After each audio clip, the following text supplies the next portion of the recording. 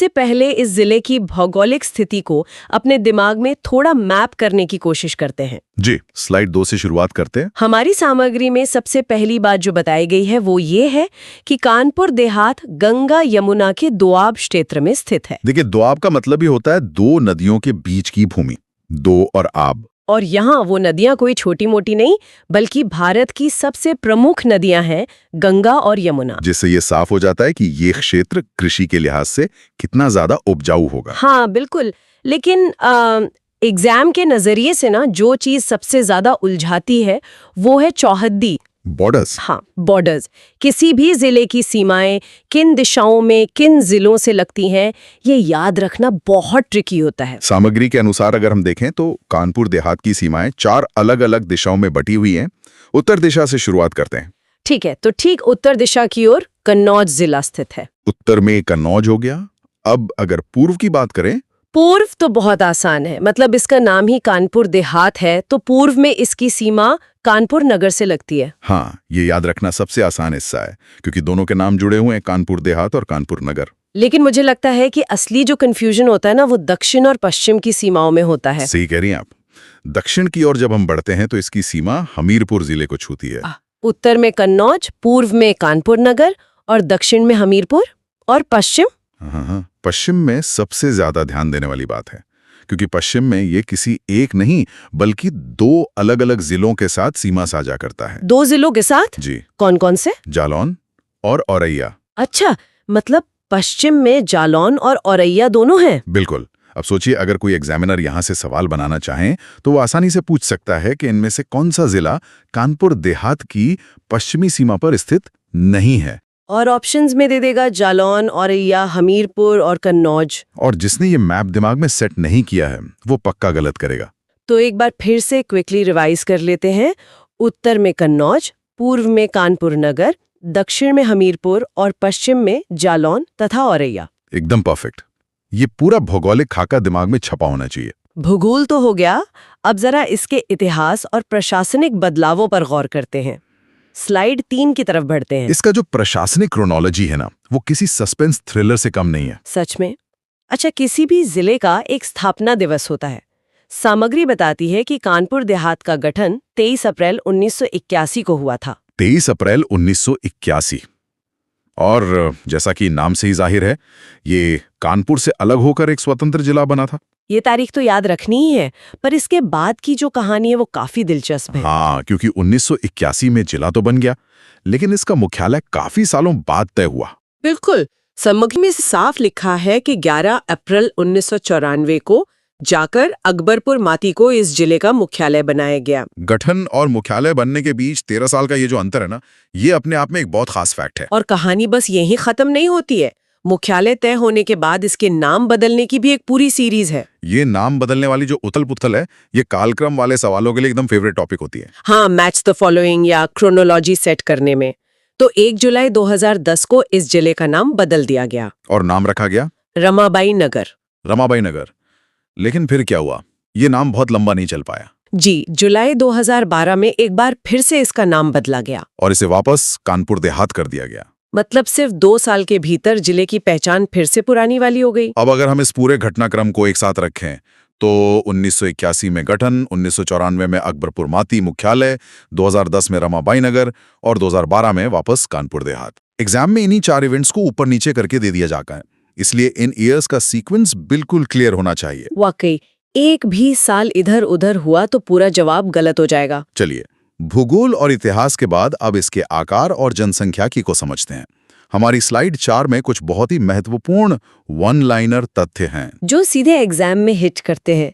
जैसे इसका क्षेत्रफल 3021 वर्ग किलोमीटर है और इसी 3021 वर्ग किलोमीटर के दायरे में जो आबादी निवास करती है उसका एक बहुत ही सटीक आंकड़ा है हमारे पास। जी, कानपुर देहात की कुल जनसंख्या 17,96,184 बताई गई है। 17,96,184। ये राज्य स्तरीय परीक्षाओं के लिए एक सीधा तथ्य है। कई बार ऑप्शंस में 17 लाख, 18 लाख, 19 लाख देकर बच्चों को फंसाया जाता है। इसलिए 17,96,184 का ये पूरा सटीक नंबर याद रखना जरूरी है। और मुख्यालय तो हम बता ही चुके हैं कि अकबरपुर माती है। अब स्लाइड 5 पर आते हैं। सामाजिक सांख्यिकी। जब हम इतनी बड़ी आबादी की बात कर रहे हैं तो समाज की बनावट समझना भी अहम है। जनसांख्यिकीय आंकड़ों में सबसे पहला सूचकांक होता है लिंगानुपात। जी, और कानपुर देहात का लिंगानुपात प्रति 1000 पुरुषों पर 865 महिलाओं का है। 865। और इसके बाद दूसरा सबसे बड़ा पैमाना है साक्षरता दर। हमारी सामग्री के अनुसार इस जिले की कुल साक्षरता दर 75.8% है। कुल साक्षरता 75.8% है, पर मैंने अक्सर देखा है कि आजकल सीधे कुल साक्षरता नहीं पूछते हैं। आप बिल्कुल सही कह रही हैं। वो पुरुष और महिला साक्षरता के बीच के अंतर पर फोकस करते हैं। तो हमारी सामग्री में इसका क्या ब्रेकडाउन दिया गया है? अगर हम कुल 75.8% को विभाजित करें तो पुरुष साक्षरता दर काफी अधिक है, 83.4%। 83.4% पुरुष साक्षरता और महिला साक्षरता। इसके विपरीत महिला साक्षरता दर केवल 66.9% है। ओहो, ये तो बहुत बड़ा अंतर है। पुरुष 83.4 और महिला 66.9%। मतलब दोनों के बीच लगभग 16% से ज्यादा का फासला है। और प्रश्न पत्र बनाने वाले पक्का इसी फासले का इस्तेमाल करते होंगे। बिल्कुल, वो ऐसे कथन बना सकते हैं। कथन 1, कुल साक्षरता 75.8% है।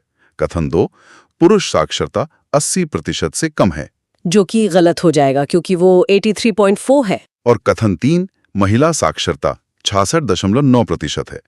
अब जिस छात्र ने इन तीनों नंबर्स को ध्यान से नहीं देखा होगा वो आसानी से जाल में फंस जाएगा। मतलब सिर्फ रटना नहीं है, आंकड़ों के बीच के अंतर को भी समझना है। सही कहा आपने। चलिए समाज और शिक्षा के इन आंकड़ों से थोड़ा आगे बढ़ते हैं स्लाइड 6 की तरफ।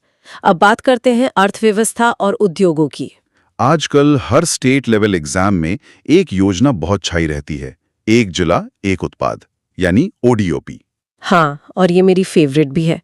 अगर हम कानपुर देहात की बात करें तो यहाँ का विशेष उत्पाद क्या है? आप ही बता दीजिए। एल्युमिनियम के बर्तन। बिल्कुल, एल्युमिनियम के बर्तन इस जिले की एक बहुत बड़ी औद्योगिक पहचान बन चुके हैं। ODOP के सवाल ज्यादातर मैच द फॉलोइंग में आते हैं ना? हाँ, एक तरफ 4 जिलों के नाम होंगे और दूसरी तरफ उनके उत्पाद। कानपुर देहात देखते ही दिमाग में एल्युमिनियम के बर्तन क्लिक करना चाहिए। लेकिन दिलचस्प बात यह है कि स्लाइड 7 के हिसाब से यहाँ का औद्योगिक परिदृश्य सिर्फ एल्युमिनियम तक सीमित नहीं है। जी, हमारी सामग्री में यहाँ की प्रमुख औद्योगिक इकाइयों की एक पूरी सूची दी गई है।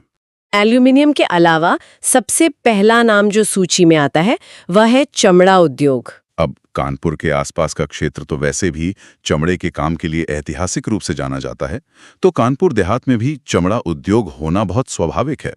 इसके अलावा यहाँ फर्नीचर और पेंट उद्योग भी प्रमुख रूप से हैं। और अगर आधुनिक उद्योगों की तरफ देखें तो नायलॉन और प्लास्टिक से जुड़ी इकाइयों का भी जिक्र है।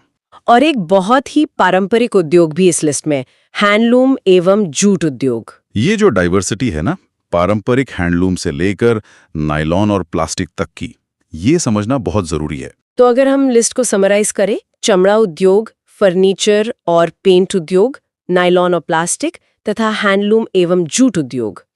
एग्जाम में पूछ सकते हैं कि इनमें से कौन सा उद्योग कानपुर देहात में शामिल नहीं है, तो छात्रों को इस लिस्ट के बाहर के ऑप्शन को पहचानना होगा। ये अप्रोच तैयारी को बहुत सॉलिड बना देती है। अब स्लाइड 8 की तरफ चलते हैं। उद्योगों के बाद अब हम एक ऐसे तथ्य की ओर बढ़ रहे हैं जो मेरी नजर में सबसे ज्यादा प्रतिष्ठित है। आप जिले का गौरव वाले हिस्से की बात कर रही हैं ना? बिल्कुल, ये गौरव कोई योजना या उद्योग नहीं बल्कि एक बहुत बड़ा व्यक्तित्व है। भारत के 14वें राष्ट्रपति रामनाथ कोविंद जी। ये एक ऐसा फैक्ट है जो सिर्फ स्टेट लेवल नहीं बल्कि नेशनल लेवल के एग्जाम्स में भी बार बार पूछा जा सकता है। भारत के सर्वोच्च संवैधानिक पद तक पहुंचने वाले रामनाथ कोविंद जी का संबंध इसी कानपुर देहात जिले से है। और सामग्री में न केवल उनका नाम और 14वें राष्ट्रपति का पद दिया गया है बल्कि उनके मूल गांव का नाम भी बताया गया है। और उस गांव का नाम है परौंख ग्राम। परौंख ग्राम। एक छोटे से गांव से निकलकर देश के प्रथम नागरिक बनने का ये सफर सचमुच बहुत बड़ा गौरव है। छात्रों को कानपुर देहात, 14वें राष्ट्रपति और परौंख ग्राम, इन तीनों को एक ही मेंटल फोल्डर में सेव करके रखना चाहिए। सीधा सवाल बन सकता है कि भारत के 14वें राष्ट्रपति का संबंध कानपुर देहात के किस ग्राम से है?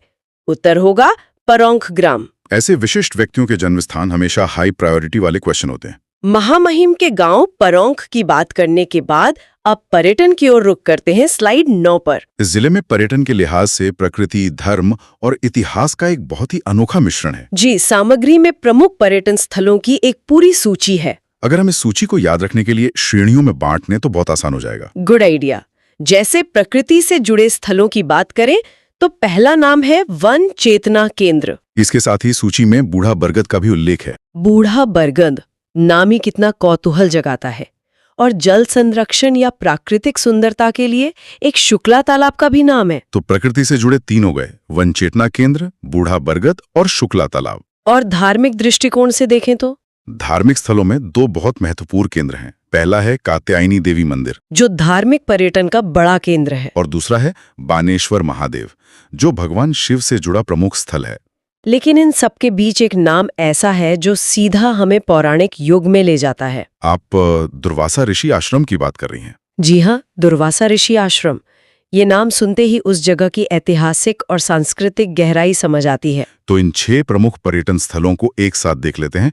वन चेतना केंद्र, शुक्ला तालाब, कात्यायनी देवी मंदिर, दुर्वासा ऋषि आश्रम, बूढ़ा बरगद और बानेश्वर महादेव। परीक्षा में 3 सही नाम देकर एक गलत नाम जोड़ देंगे और पूछेंगे कि कौन सा पर्यटन स्थल यहाँ नहीं है। इसीलिए 6 के 6 नाम उंगलियों पर याद होने चाहिए। अब स्लाइड 10 पर आते हैं, जो किसी भी जिले के विकास की नींव होती है, वहाँ के प्रमुख संस्थान। हमारी सामग्री में शैक्षणिक और अनुसंधान के 2 बहुत अहम नाम दिए गए हैं। पहला नाम है कृषि विज्ञान केंद्र। अगर आपको याद हो, चर्चा की शुरुआत में हमने बात की थी कि ये गंगा यमुना के उपजाऊ दोआब क्षेत्र में है। हाँ, तो उस उपजाऊ भूमि को वैज्ञानिक सपोर्ट देने के लिए एक कृषि विज्ञान केंद्र का होना एकदम तार्किक है। क्या बात है, आपने तो बहुत ही शानदार कनेक्शन जोड़ा। दोआब क्षेत्र और उसको सपोर्ट करता हुआ कृषि विज्ञान केंद्र। चीजों को ऐसे ही लिंक करके याद रखा जाता है। और दूसरा जो प्रमुख संस्थान यहाँ है वो है मेडिकल कॉलेज। मेडिकल कॉलेज की उपस्थिति हेल्थ और एजुकेशन दोनों के लिए बहुत बड़ा मील का पत्थर होती है। तो कृषि विज्ञान केंद्र और मेडिकल कॉलेज, ये 2 नाम हमें कंठस्थ रखने हैं। बिल्कुल।